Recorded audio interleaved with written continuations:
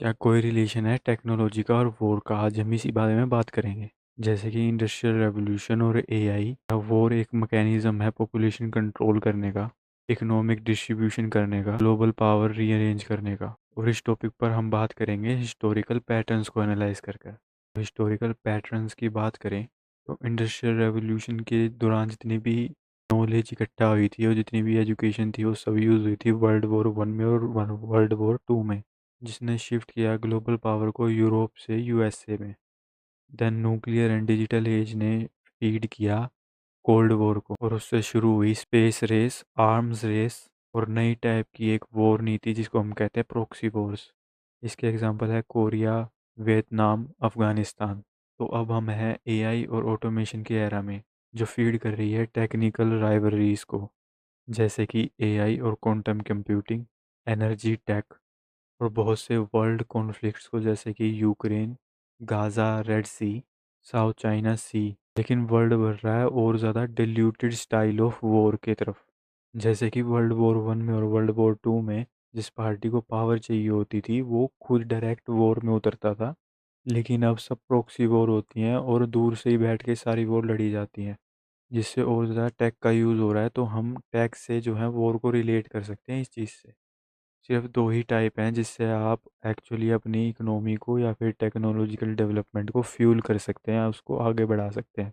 पहला तो है हार्ड वर्क करके एक्चुअल में आप टेक्निकल और रिसर्च करें, और दूसरा है थम डाउन अप्रोच, यानी कि दूसरों को नीचे खींच के या फिर उनको थम डाउन करके। तो हम जान लेते हैं टेक का और वॉर का या फिर कॉन्फ्लिक्ट्स का आज के टाइम में कहें तो इन दोनों का कनेक्शन क्या है। लेकिन इसे समझने से पहले हमें ग्लोबलाइजेशन को समझना होगा। बिफोर ग्लोबलाइजेशन यानी कि ग्लोबलाइजेशन से पहले जिस भी पार्टी को या फिर जिस भी कंट्री को पावर चाहिए होती थी, रिसोर्सेज चाहिए होते थे और रिसर्च करनी होती थी टेक्निकल डेवलपमेंट करने के लिए, वो डायरेक्ट वॉर में उतरते थे और अपने सारे रिसोर्सेज को यूज़ करते थे। लेकिन अब जो है ग्लोबलाइजेशन की वजह से पूरा वर्ल्ड जो है वो इंटीग्रेटेड है, जिस वजह से हमें एक्चुअल में वॉर में उतरने की ज़रूरत नहीं है। हम प्रॉक्सी वॉर लड़ सकते हैं या फिर किसी और कंट्री को आपस में लड़ा के तीसरे अपना फ़ायदा निकाल सकते हैं। ग्लोबलाइजेशन ने हर कंट्री को बॉर्डर से, इकोनॉमी से, कॉन्फ्लिक्ट से और डेवलपमेंट से इंटीग्रेट कर दिया, यानी कि जोड़ दिया है। लेकिन ग्लोबलाइजेशन का एक फ़ायदा भी है कि वो स्टेबिलिटी देता है इकोनॉमी को, जैसे कि इंडिया की इकोनॉमी अभी भी टिकी हुई है इतने ज़्यादा यूएसए के टैरिफ्स के बारे बाद में, और इतनी ज़्यादा ग्लोबल इकोनॉमी में फ्लक्चुएशन के बाद भी। और ये इंटीग्रेट करती है मल्टीपल फैक्टर्स को, जिस वजह से और ज़्यादा कॉन्फ्लिक्ट होने से, बड़े बड़े कॉन्फ्लिक्ट्स होने से रुक जाते हैं।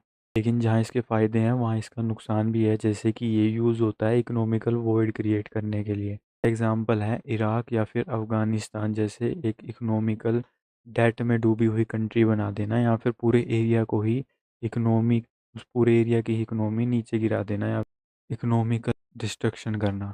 और बाकी सारे जितने भी कॉम्पिटिटर्स होंगे ग्लोबल पावर के, वो अपने आप को संभाल लेगी ग्लोबल पावर, जैसे कि यूएसए। तो अगर इस सारी बातों को कंक्लूड किया जाए तो टेक्नोलॉजिकल डेवलपमेंट या फिर अपने आप में डेवलपमेंट कोई स्विच नहीं है, बल्कि एक टूल है जिसे लोग यूज़ करते हैं और लोग सीख गए हैं, यूएसए जैसी कंट्री या चाइना जैसी कंट्री, इसे यूज़ करना अपने फ़ायदे में। क्योंकि असली थॉट तो ये है कि किसी का नुकसान जो है वो किसी के लिए फ़ायदा होता है, और ग्लोबल इकोनॉमी जो है एक वेब की तरह इंटरकनेक्टेड है और इन्फ्लुएंस होती है मल्टीपल फैक्टर्स से, तो इसे अपने आप में संभालना एक बहुत बड़ी बात है। यूएसए और चाइना जैसी कंट्रीज जो है वो ग्लोबलाइजेशन जैसे दुधारी तलवार को यूज़ करना सीख गई है अपने फ़ायदे के लिए, जिस वजह से वो कभी भी वॉर में डायरेक्टली नहीं उतरते, बल्कि प्रॉक्सी वॉर कराते हैं अपनी ही टेक्निकल जो एडवांसमेंट है उसको फीड करने के लिए। जो अमेरिकन वॉर मशीन की जाती है उसकी हेल्प से पैसा फीड करते हैं अपनी टेक्निकल डेवलपमेंट को, और हेल्प करते हैं दूसरी कंट्रीज़ को थम डाउन करने के लिए, यानी कि उनको इकोनॉमिकल वीकर बनाने के लिए।